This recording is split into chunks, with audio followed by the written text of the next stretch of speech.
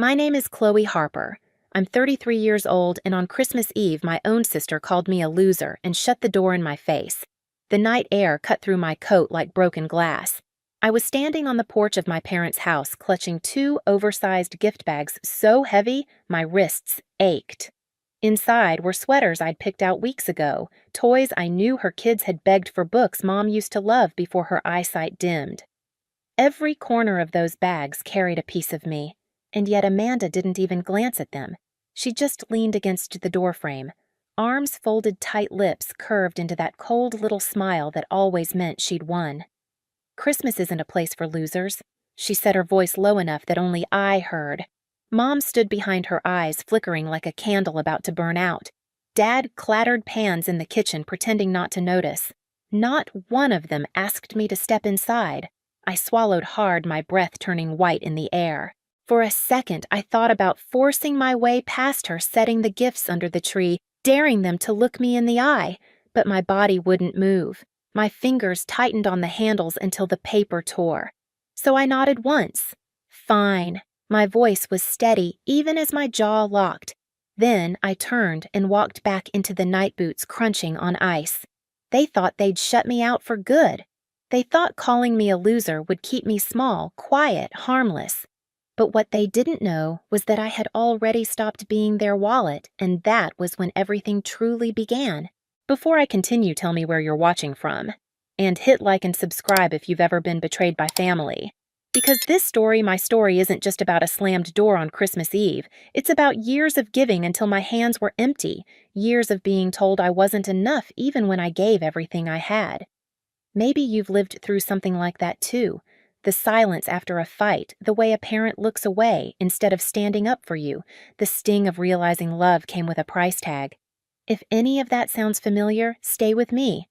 What happened after that night still burns in my chest, and it changes everything. I didn't start out as the family's safety net. That role crept up on me quiet as mildew spreading under wallpaper, barely visible until the whole wall felt soft to the touch. Back then, I thought I was just helping. One small favor, one desperate phone call at a time. The first time Amanda asked for money, it was late. I remember because the second hand of my kitchen clock glowed faint green in the dark, ticking toward midnight while I sat at my table with cold coffee. My phone lit up, her name flashing. "Chloe, I don't know what to do." Her voice cracked like glass under strain. "They're going to lock us out tomorrow. We're already 2 months behind on rent." "The kids, where will they sleep?" I pressed the heel of my hand into my temple. My apartment was tiny walls sweating steam heat that smelled like rust. I had $40 in my checking account until payday. But Amanda wasn't talking about groceries. She was talking about losing her roof. I told myself it was temporary, just a bridge to something better. So I wired the money. $1,000 I didn't really have. My rent went late, and I ate ramen for 3 weeks. But the relief in her sob when she texted we're safe felt worth it. What I didn't know then was that I had just signed the first page of a contract I'd never agreed to. The second ask came months later when their old Chevy died on the side of Route 9. Amanda called me from the shoulder kids crying in the back seat, Ethan cursing at the hood like he could will the engine to start. I drove out there in the rain, headlights smeared by the storm. The car stank of oil and wet leather, the kids' backpacks crammed with snacks. Just this once, Amanda promised as I slid my credit card across the greasy counter of the repair shop. "Ethan's got interviews lined up. We'll pay you back." But no envelope ever showed up in my mailbox. No check, no folded bills tucked in a card. Weeks passed, then months. And when I finally asked carefully, softly, Amanda said, "Chloe, you know how tight things are. We'll square it someday. Someday." The word hung in my chest like a stone. I kept telling myself, family helps family. That's what Dad always said, though he never seemed to include himself in the definition. I remembered one Thanksgiving, I was maybe 11, sitting at the end of the table with a chipped plate while Amanda basked in the glow of everyone's praise. She had just been cast as the lead in her high school play, and Mom kept saying, "Our star, our shining girl." Then she glanced at me. "Chloe, sweetie, can you refill the gravy?" That was my role even then, not the star, but the helper. And helpers don't get applause. Years later, nothing had changed. only the price tags had grown larger. When the twins started middle school, they needed laptops. Amanda called me 3 times in one day, her voice pitched between guilt and demand. You know they can't keep up without them. Don't you want them to succeed? You've always believed in education. So I swiped my card again, watched my balance plummet, stood under the fluorescent hum of Best Buy while the cashier boxed up 2 shiny machines that weren't for me. I told myself it was love. That love sometimes looked like receipts and overdraft fees, but deep down, something in me flinched when Amanda stopped saying thank you, when it became assumed, expected, like paying for her kid's future was simply part of my job description. The summer camp was the worst. That year, I was saving every penny for a down payment on a small condo, a place of my own, finally, after years of renting beige apartments with leaky faucets and neighbors who fought through the walls. Then Amanda sighed over the phone. Guess the kids will just sit at home bored all summer. Unless. One word heavy with accusation. I heard the unspoken sentence. Unless you care enough, Chloe. Unless you're not selfish. So I signed another check.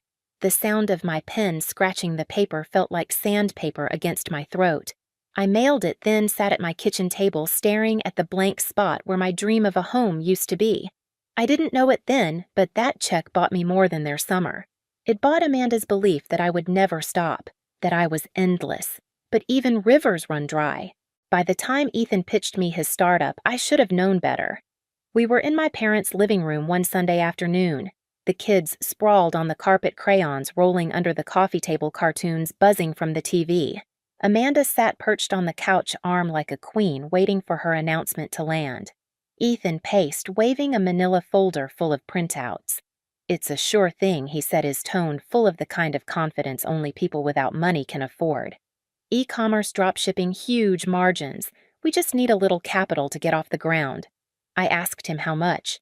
His eyes flicked to Amanda, then back to me. 10 grand. I laughed, sharp and bitter, before I could stop myself. 10 grand was more than I'd ever had in my savings at one time. You can't be serious. Amanda leaned forward, her nails tapping the armrest. Chloe, don't you trust us? Think of it as an investment. We'll pay you back double once the orders start rolling in. I looked at my parents. Mom fussed with her knitting needles, head down. Dad cleared his throat and muttered something about the game starting soon. Neither of them spoke up for me. Neither of them ever did. I should have walked out right then. But I thought of the kids, their backpacks already fraying the way Amanda had whispered to me after the rent crisis, "You're all we've got." So I wrote the check. My hand shook as the ink bled into the paper. Walking home that night, the air felt heavy. I could still smell Ethan's cologne clinging to my coat, cheap spice and desperation. I told myself again it was temporary, that someday they'd stand on their own feet, but someday never came.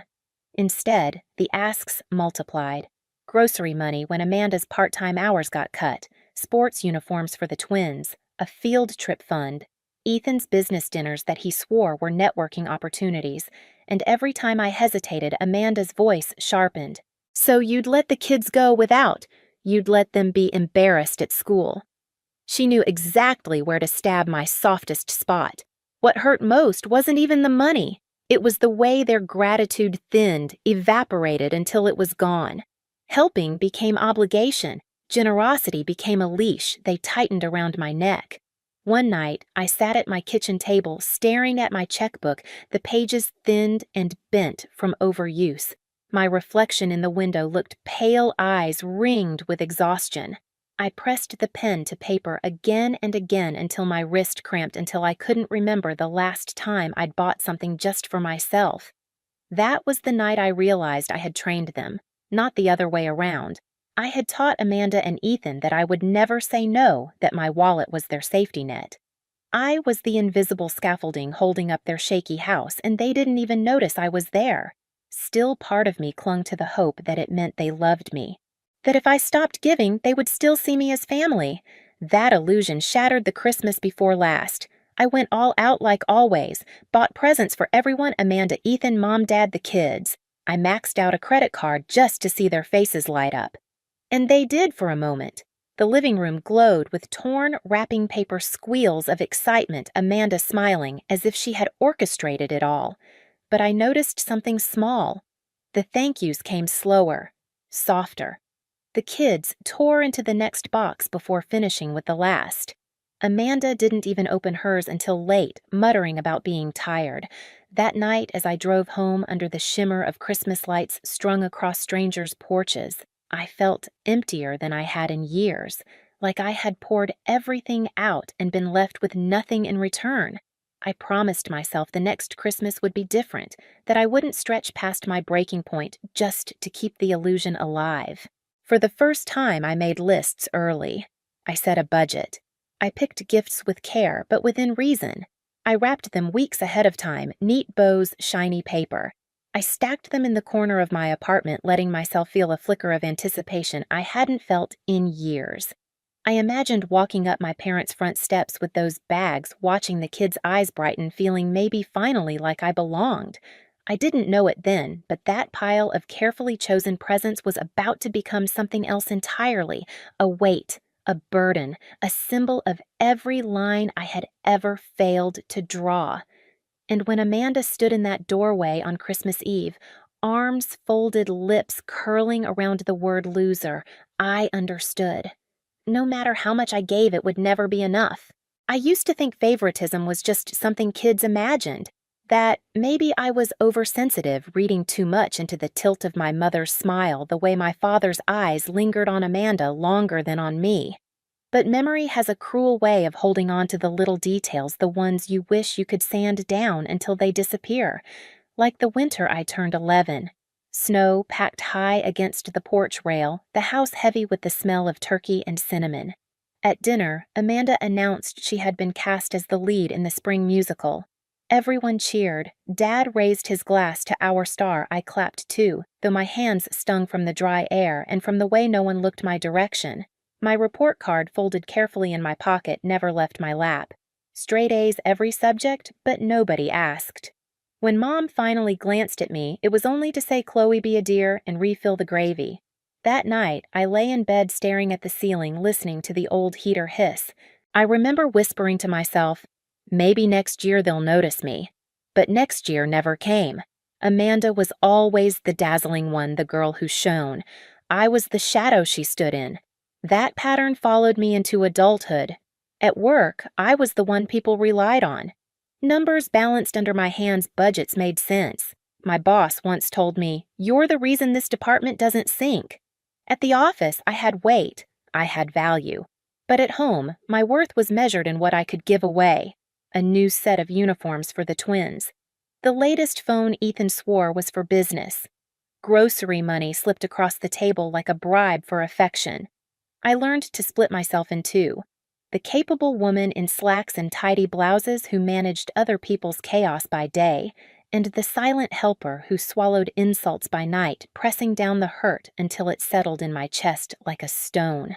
I remember one night walking home from the office, December air sharp enough to make my lungs ache. The city was strung with holiday lights, glittering reds and golds, store windows frosted in fake snow. I stopped outside a toy store, watching parents clutch shopping bags, their kids bouncing with excitement. I thought about the gifts stacked in my apartment. I thought about how careful I'd been this year, how deliberate. No more reckless spending. No more overdraft notices slipped under my door. This year I'd struck a balance. The kids would get things they'd love. My parents would have something thoughtful. Even Amanda and Ethan had packages wrapped in neat silver paper. For once, I was proud of what I'd prepared. It felt almost hopeful, like maybe Christmas could be different this time. But there was a part of me, small, insistent, that whispered otherwise. I remembered the Christmas before, how Amanda barely opened her gift, how Mom had looked right through me when I passed her the wrapped shawl I'd chosen, how Dad muttered a distracted thanks before turning back to the TV. Still, I wanted to believe. I spent hours perfecting the bows, smoothing the paper flat, labeling each tag in my careful handwriting. My apartment smelled like tape and pine-scented candle wax. I stacked the bags by the door, a mountain of proof that I belonged, that I was not the loser Amanda sometimes implied. In those quiet nights leading up to Christmas, I kept picturing the scene, walking up the front steps, the door opening wide, the kids squealing, my parents smiling. For once, Amanda wouldn't have anything sharp to say. I didn't know it yet, but that hope was as fragile as the thin glass ornaments I'd hung on my tiny artificial tree.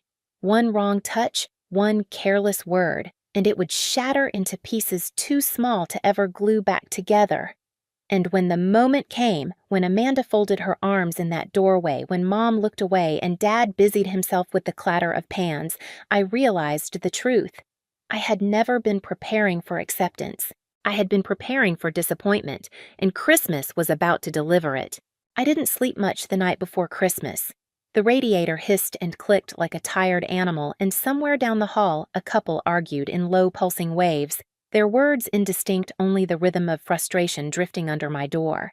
I lay on my back, staring at the ceiling, the plaster patched in uneven squares, the faint shadow of my fake tree cast by the streetlight. The gifts waited by the door, neat and certain in their stillness. My phone face down on the nightstand felt like a weight. I told myself I wouldn't check it. I checked it anyway. No messages from Mom, none from Dad. Nothing from Amanda but the memory of her voice in previous years sharp when she felt me hesitate syrup sweet when she wanted something. My banking app glowed a cool blue.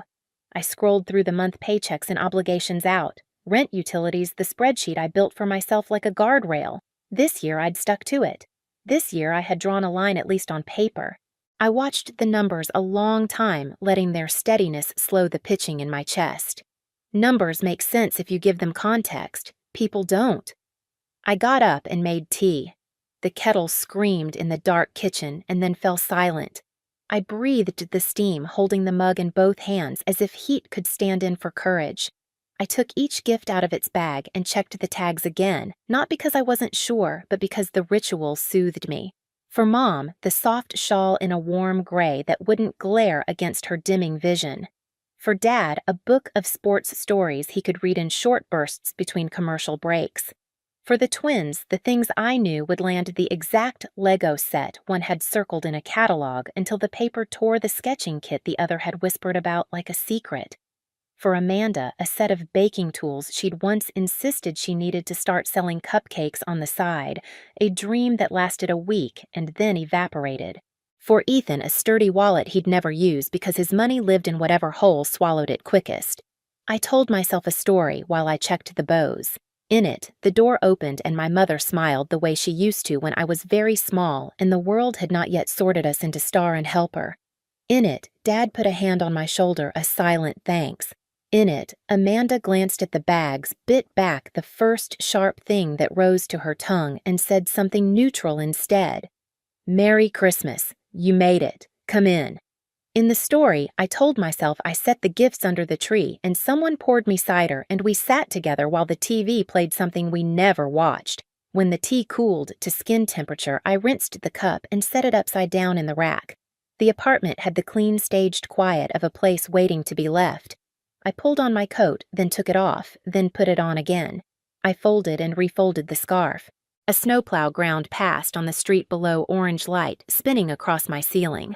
I remembered a different orange light, the low lamp in our old living room when I was 11, the blanket of heat from the fireplace, the way Mom had labeled every gift with an elaborate curl to Amanda's name, while mine looked like an afterthought, slanted and quick.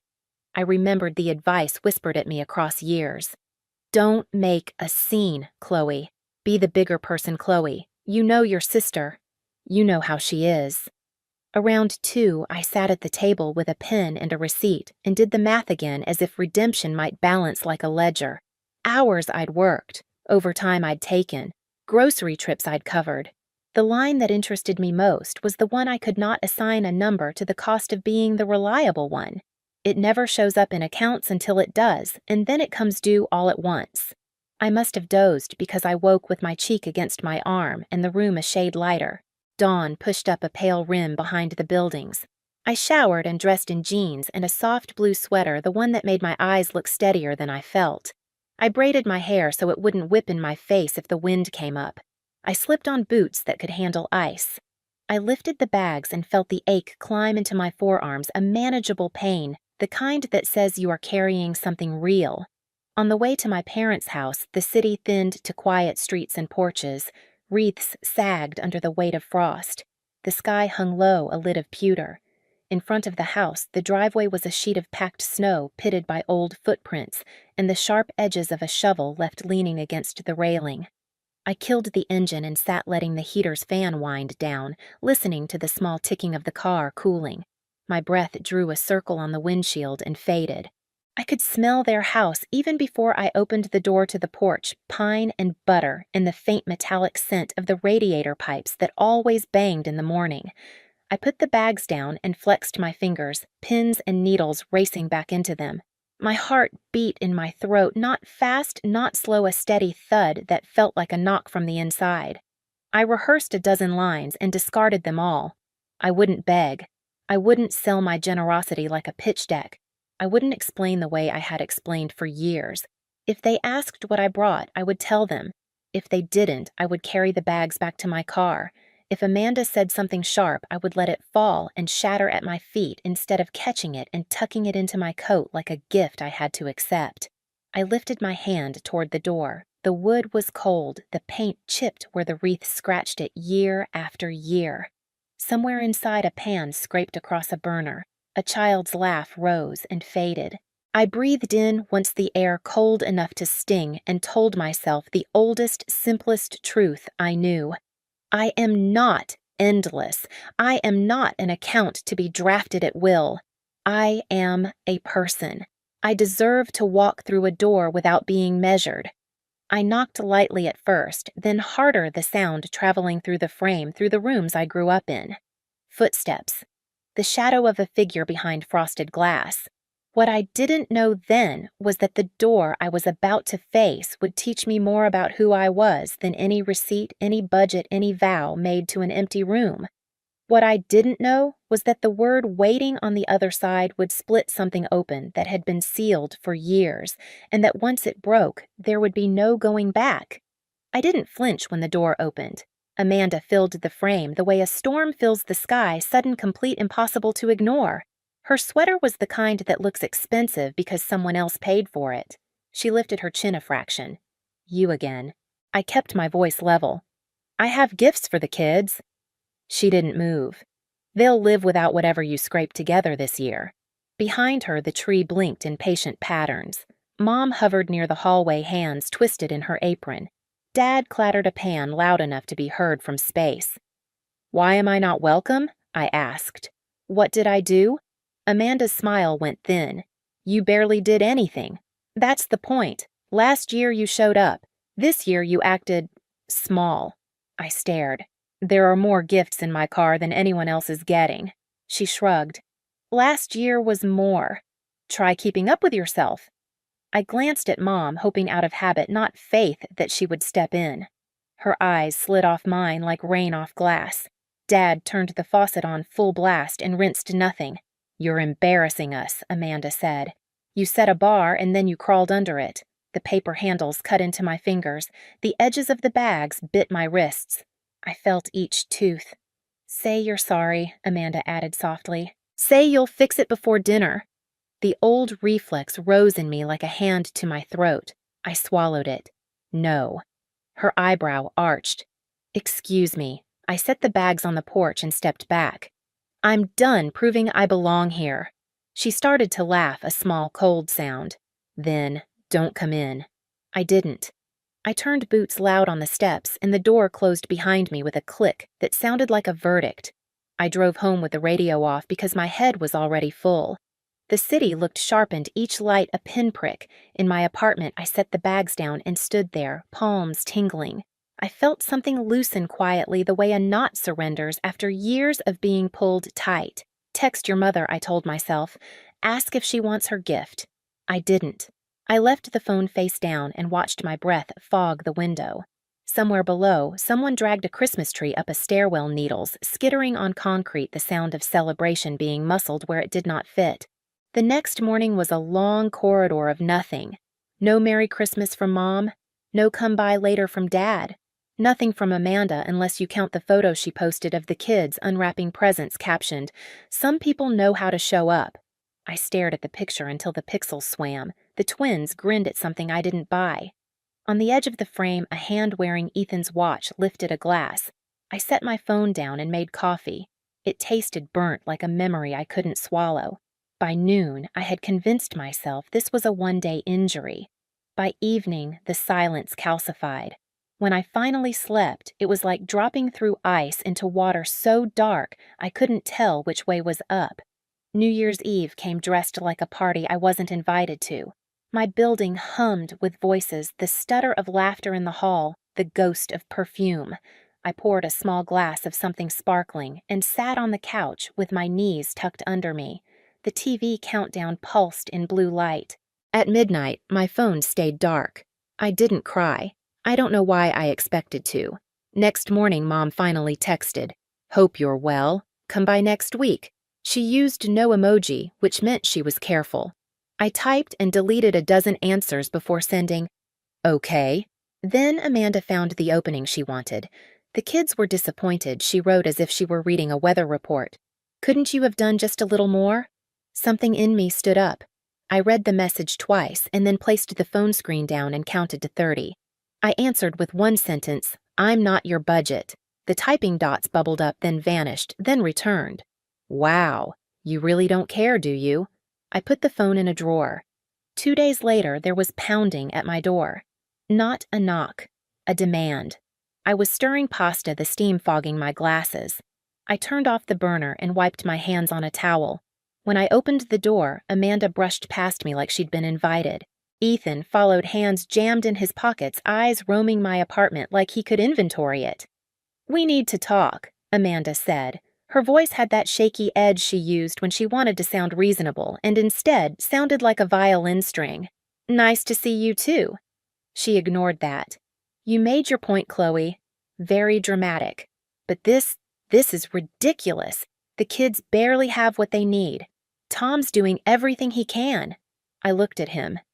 "Everything you can," he bristled. "I'm working on something big." I felt an old, exhausted laugh rise and didn't let it out. Amanda leaned forward. "This isn't about him. This is about you. You've always helped before. Now suddenly you're too good for your own family. No, I've decided I'm done being your bank." She blinked, then found her footing. "You think you're punishing me, but you're punishing them." That one landed where she wanted. I held steady. "They're your responsibility." "Tom's responsibility." Ethan shifted, jaw tightening. "We're asking for a little help until things get better." "How many times have I heard that?" I said quietly. "Things don't get better. They get more expensive." Amanda's cheeks flushed. "You've changed." "Maybe. Or maybe I finally noticed." She jabbed a finger at me. "You used to care. You stood on Mom's porch and called me a loser because I didn't spend enough on your kids," I said. "You think that's care?" Her mouth opened-closed. For a second, I thought she might cry. Then she took my refusal and polished it into anger. "Fine. Do whatever you want. Just remember who suffers." I didn't answer. She spun toward the door, yanked it open hard enough that it rattled the frame, and left. Ethan followed with a last look that said everything and nothing, resentment, calculation, a little fear. The silence that fell after they left felt different than the kind that had sat with me on Christmas. This one wasn't empty. This one was a room I had locked on purpose. I stood in my kitchen until the pasta went gluey and the pot filled the apartment with the smell of starch. When the kettle started to hiss again, I turned off every burner and leaned on the counter until my palms hurt. Then I walked to my desk, pulled out a notebook, and wrote one line across a clean page. No more transfers. It looked like a budget note because that's my language. But what I wrote was not about money. It was a boundary spelled in ink. The next week, nothing. No calls, no knocks. The apartment settled around me in a peace that felt almost like fear. I woke early, worked, went to the gym, cooked meals I ate while they were hot. I told myself I missed no one. At night, when the pipes groaned, my body told a different story. On Friday, a number I didn't recognize lit my phone. I let it ring out of habit, and then for reasons I can't name, I called back. "Good afternoon." A calm baritone. Is this Chloe Harper who's asking Daniel Ross? I'm an attorney in Back Bay. A client of mine believes you should be aware of certain financial activities related to your family. My throat went dry. Financial activities. He didn't soften it. Transfers you've made to your sister and her husband. How those funds were handled. I'd prefer to discuss in person. Who's your client? A pause long enough to count to 4. Someone who wants you protected. I almost hung up. Then I saw the picture again in my head, the one where Ethan's watch flashed on the edge of a frame, a glass lifted. Send me the address, I said. The next day I sat at my desk and couldn't focus. Spreadsheets swam. Numbers that normally snapped into place refused to assemble. Around noon I grabbed my coat and went outside to walk air back into my lungs. The sky had the flat pewter of New England winter. I passed a deli and the smell of pastrami and brine made me ravenous and nauseous at once. Back at my building, the elevator doors closed on me, and an older woman stuck her hand in to hold them, a simple kindness that startled me so much I almost said thank you too loudly. In my apartment, I stood over the sink with a glass of water and breathed until my heartbeat dropped out of my throat. Open loops have a sound. They hum. The call left one humming in my walls. That night, my mother finally called. I watched the screen a full ring too long before answering. Hi, Mom. Her voice was careful, like she was walking over ice. Your sister says you were unkind. I closed my eyes. She called me a loser on Christmas. A beat. You know how she is. Yes, I said. I know exactly how she is. Well, could you try to not make this bigger than it is? Your father's blood pressure, I let her trail out. I'm taking care of myself, Mom. She sighed the way people do when a dog won't come when called. We're family Chloe. That's what I'm trying to figure out. After we hung up, I turned all the lights off and stood by the window. Across the street, a couple danced in their living room badly to a song I couldn't hear. Their shadows spun like paper cutouts. It felt like watching a world I used to think I might get invited to. Before I went to bed, I picked up my phone and typed Ethan in the search bar. His posts were the usual brag without proof, but one photo stopped me. A dinner check in the corner of a table, a caption full of grind talk, the date stamped the same night I paid for the twins' uniforms. I stared until the numbers blurred a ledger I had been keeping without writing anything down. At work, numbers always told the truth. They balanced or they didn't. Paper trails didn't lie, which is why when I found myself staring at a set of accounts that didn't add up, my chest tightened in a way that had nothing to do with my client. It was a mid-sized firm, a nonprofit that claimed to run after-school programs. The expenses didn't match the income small gaps that grew into gaping holes once you followed them across months. I flagged the entries, built a timeline, traced the payments, and there it was, a consulting fee routed into a personal account always just after a donation came in. My boss leaned over my desk. Good catch. Someone's been skimming. I nodded, my throat dry. The numbers looked too familiar. Money meant for kids rerouted into a black hole. A story I already knew, just with different names. That night walking home, I kept seeing those entries scrolling across my eyelids. I thought about every Venmo transfer I'd sent Amanda labeled groceries, or school, or camp, and wondered how many had been diverted into Ethan's pockets for steak dinners and lottery tickets. The next weekend, I tried again with my parents. I drove out to the house, the one I had once loved for its smell of cinnamon and laundry soap. Dad sat in his recliner remote, balanced on his stomach. Mom folded laundry with stiff hands. I just need to know, I said carefully when Amanda called me a loser. Why didn't either of you say something? Mom smoothed a shirt, avoiding my eyes. You know how your sister gets. Dad cleared his throat, eyes glued to the game. We don't pick sides. You did, I said softly. You just didn't say it out loud. The silence that followed was worse than shouting. It felt like standing in a room where the oxygen had been sucked out. I left the folded laundry on the couch and walked out without goodbye. By the time I got home, Amanda had already posted another photo, the kids at dinner plates piled high. Her caption read, "Blessed that real family shows up. Real family." The words stung sharper than any knife. I scrolled through the comments, friends chiming in with heart emojis, acquaintances saying what a great mom she was. I set my phone down and pressed both hands over my face. I almost texted her, almost demanded she take it down. Instead, I shoved the phone under a stack of unopened mail. The days blurred. I went to work, came home cooked for one. The quiet was both balm and torment. No calls, no knocks. Just the hum of the refrigerator, the tick of the radiator, the thud of my heartbeat when I let myself think too long. Then, another message landed sharp as broken glass in my inbox. An email, this time, subject line, "You don't get it." Amanda's words filled the screen. "You think this is about money, Chloe, but it's not. It's about loyalty. Family shows up, family sacrifices. You used to understand that. Now you're just selfish." I read it 3 times each pass, carving a deeper groove into my chest. Selfish. The word I'd been running from all my life. My fingers hovered over the keyboard, then dropped. I typed one sentence: "I'm not selfish." I'm finally awake. I didn't hit send. I closed the laptop and went to bed, the unsent words burning behind my eyes. The following Tuesday, my phone buzzed with another unfamiliar number. I almost ignored it, then remembered the attorney's voice, calm and deliberate. I answered. "Miss Harper, Daniel Ross said, I think it's time you saw the documents in person." I hesitated, staring at the dark screen of my TV. Documents. "There's a pattern," he said simply, "one that involves your sister's household." I closed my eyes. The hum in my walls grew louder. "Tomorrow morning," I said. "Text me the address." After we hung up, I sat in the quiet. My reflection stared back at me from the black TV screen, pale and steady. For the first time, I felt a shift, not guilt, not fear, but something harder. A readiness. The storm was coming, and for once, I wasn't the one running from it. Daniel Ross's office sat on the 12th floor of a building made of glass and stone, the kind of place where the silence of the lobby was thick enough to muffle your own footsteps.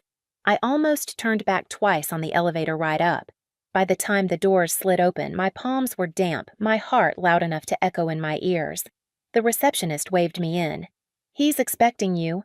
Daniel was tall, his suit understated, his eyes unreadable.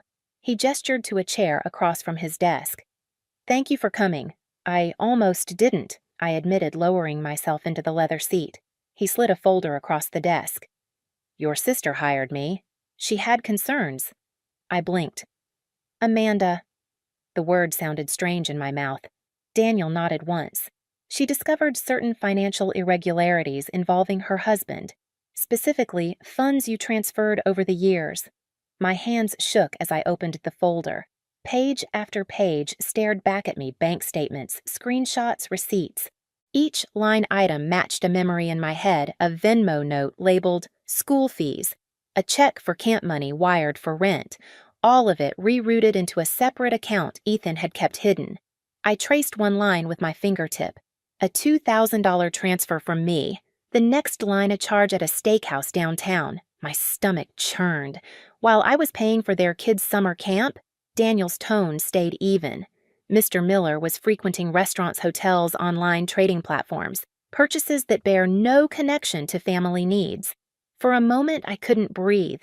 Years of guilt collapsed into something sharper, cleaner. Rage. I leaned back, forcing my voice steady. "So, all those times Amanda said they were desperate he was pocketing part of it." "It appears so," Daniel said carefully. "Your sister found a statement in his desk. That's how this came to light." I laughed, but it came out hollow. "She humiliated me at Christmas for not giving enough when all along." I snapped the folder shut. "She didn't even know." Daniel studied me. "She thought you deserved the truth, that you should protect yourself moving forward." I stared at him, unsure whether to laugh or cry. Amanda protecting me. The same woman who spat "loser" in my face. When I finally walked out, the Boston air hit me hard, cold, and sharp enough to sting my lungs. But I barely felt it. My mind buzzed with every lie, every manipulation. The weight I'd been carrying wasn't just obligation, it was theft. That night, Ethan called. His name lit my phone like a flare. Against better judgment, I answered. "You've been talking to Amanda." His voice was raw, angry. "Feeding her lies." I almost laughed. You think I'm the liar here, she's exaggerating, blowing everything out of proportion.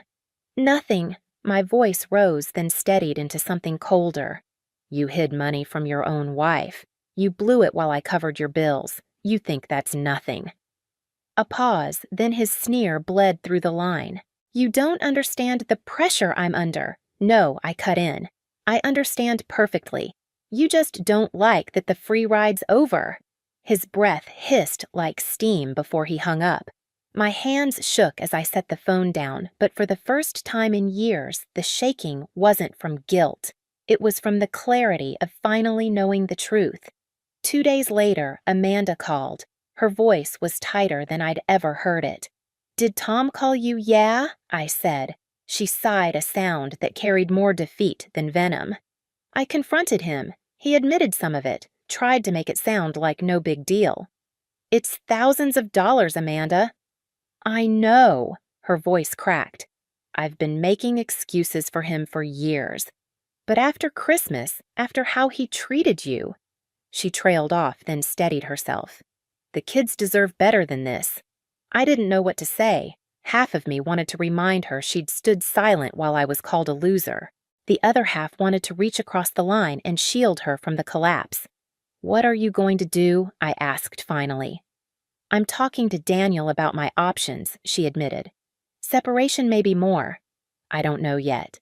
I exhaled slowly. "Whatever you decide, I've got your back. But I can't go back to the way things were. I'm not your safety net. I'm not asking you to be," she whispered, and for once, I believed her. When the call ended, I sat in the stillness of my apartment. Outside, snow drifted against the window, soft and relentless.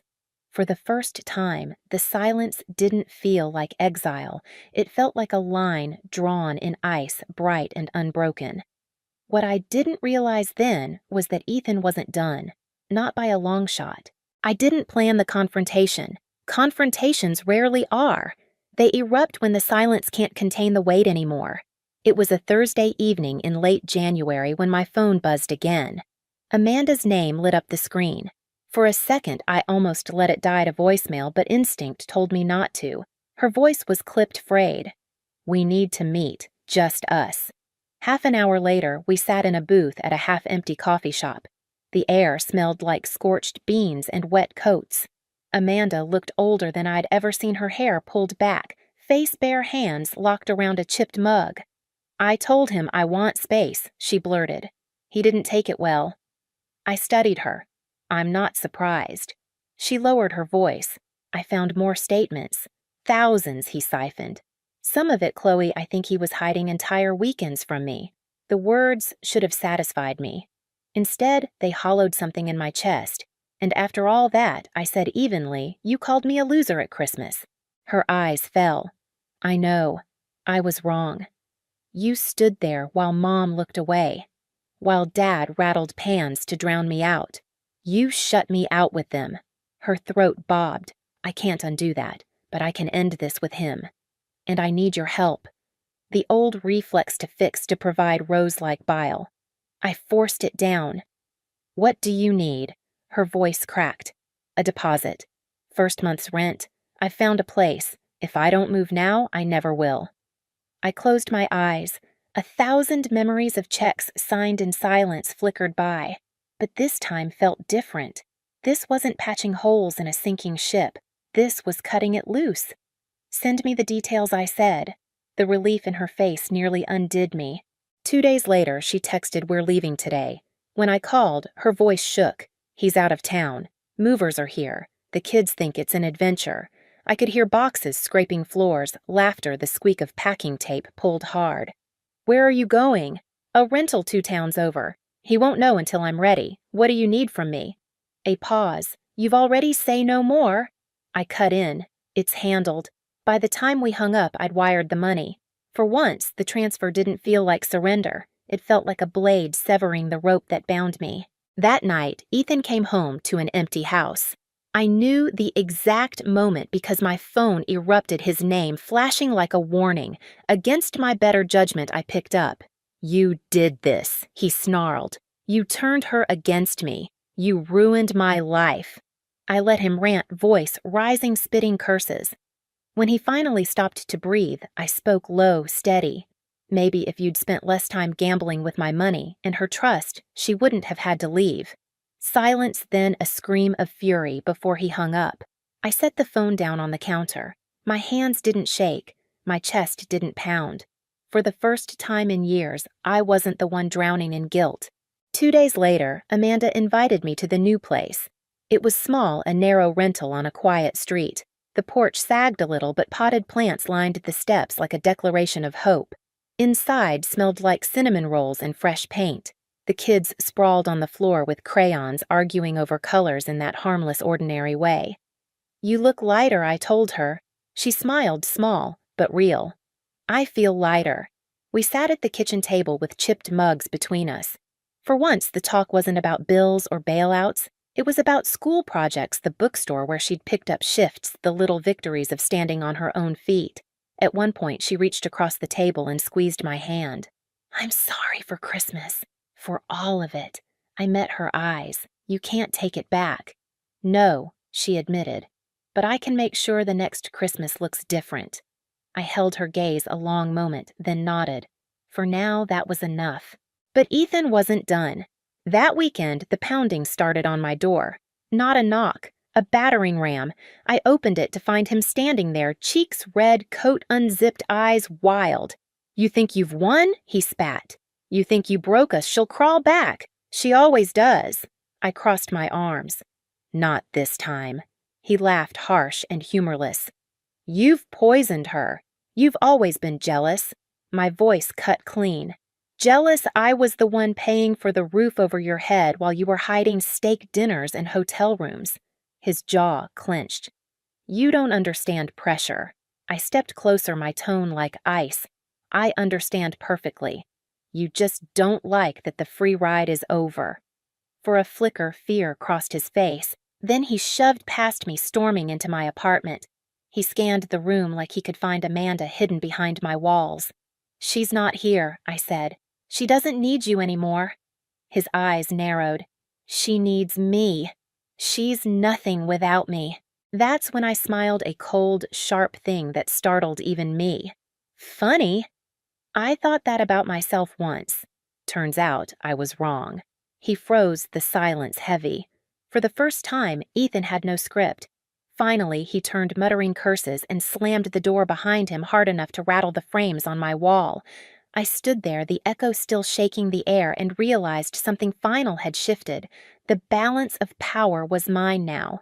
Later that night, Amanda texted a picture the kids cross-legged on the floor, pizza boxes, open a tiny Christmas tree, glowing, even though it was February. Her caption read, "We're okay." I stared at it a long time, that little island of peace in the wreckage. For years, I'd thought survival meant giving until I was empty. But the real survival, the real revenge, was showing them that I didn't need to. And in the silence that followed, I felt something new settle into my chest. Not guilt, not fear, relief. Cold, clean, unshakable. The kind of relief that comes when you finally know the storm isn't chasing you anymore. You are the storm. The days after Ethan stormed my apartment felt unnaturally quiet, the kind of calm that hums before thunder. He had thrown every insult he could find at me, and still his voice haunted the air like smoke. But instead of choking me, it reminded me that I had something he didn't proof. The folder Daniel gave me sat in the drawer of my desk. Every so often, I pulled it out just to feel its weight. Bank statements, receipts, screenshots. Years of transactions he thought no one would ever trace. Evidence strong enough to scorch his reputation if I chose to open the fire. I didn't rush. Revenge is wasted when it's loud too soon. No revenge is a seed.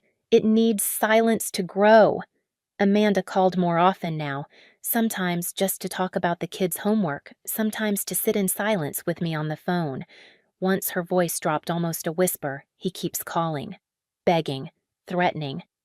I don't know what he'll do when he realizes I'm not coming back. I pressed the folder shut. "Then you'd better make sure you're ready when he tries." She paused. "You mean, I'm not letting him rewrite the story this time." The truth was, part of me wanted him to try. wanted him to step 1 inch too far so I could show him the pages he'd never meant anyone to see. At work, I caught myself glancing at spreadsheets differently. Every number looked like a clue. Every discrepancy a weapon waiting for the right moment. Numbers don't lie, people do. And Ethan had woven lies so long he believed them. He had forgotten that paper keeps score. One evening, Amanda and I met at the rental house. The kids were in bed, the little Christmas tree still glowing faintly in the corner. She handed me a cup of tea with both hands, the steam curling between us. "You really think he'll come after me?" she asked. I nodded. Men like him don't let go. They push until someone pushes harder. Her shoulders sagged. "I don't know if I can." "You don't have to," I said. "Not alone." Her eyes searched mine. "So, what are you planning?" I didn't answer. Instead, I reached across the table and tapped the folder I'd brought with me thick and worn at the corners. She stared at it as if it might explode. "You're not... You wouldn't..." "Not yet," I said softly. "But if he wants a war, he'll have one." We sat in silence, the only sound the hum of the refrigerator and the soft crackle of the tree lights. For once, Amanda didn't argue. She just nodded like she finally understood. A week later, he tried. The call came just past midnight. His voice was hoarse frantic. "You've turned her against me. You've poisoned everything. But it's not over. She'll come crawling back. You'll see." I let him rant. Then calmly, "You're right about one thing. It's not over. Not yet." I hung up before he could reply. My reflection in the dark window looked back at me, steady, unflinching. The folder waited in the drawer. The copies I had made sat on a flash drive tucked inside a safe deposit box he didn't know existed. For the first time, the power wasn't his. It was mine. I didn't need to swing yet. I just needed him to know I could. Weeks passed. Amanda found steadier footing a routine with the kids' shifts at the bookstore, the small thrill of paying bills with her own name on the check. Each time she called, her voice held a little more steel. Ethan, meanwhile, grew louder. Mutual friends whispered that he was telling anyone who would listen that I had destroyed his marriage, that Amanda was brainwashed, that the kids were suffering. I didn't bother defending myself. Let him talk. Words are wind. Paper is iron. One evening, I sat on my couch, lights-off folder spread across the coffee table. I traced the lines of each statement, each transfer, each lie made tangible. A cold smile curved at my lips. They thought calling me a loser would end me, that I'd crawl back wallet open begging to be useful again, but all they'd done was hand me the weapon I needed. The next morning, I mailed a single envelope. Not to him, not to Amanda, to someone else entirely. Someone who could make sure his name wasn't just whispered in failure, it was written there permanent. I don't know when he'll find out. Maybe tomorrow, maybe weeks from now. But I already know what his voice will sound like when it does rage desperation, the sound of a man realizing his safety net has not only been cut, but set on fire. And when that day comes, I won't raise my voice. I won't beg him to stop. I'll just remind him of the night he called me nothing. And I'll smile the way only someone who's finally free can smile. They thought they had buried me under shame. They thought they had erased me from Christmas, from family, from love itself. But what they didn't know was that I don't need their door. I can build my own, and this time, it won't open for them. If you've ever been left standing outside your own family's door, wondering if you'd ever be let back in, then you know what it feels like to be me. For years, I thought silence was safety, that giving more would eventually earn me love. All it earned me was scars and empty bank statements. But now, I see it differently. Being cast out wasn't an ending. It was the beginning of something stronger, something sharper. The people who once called me a burden are about to learn what it feels like to carry the weight of their own choices. And if you've ever felt like the outsider in your own family, know this, you are not alone. We are thousands, maybe millions, watching from our own screens, holding our own stories close. So hit subscribe, stay with me. Because this story isn't over, not by a long shot, and you don't want to miss what comes next.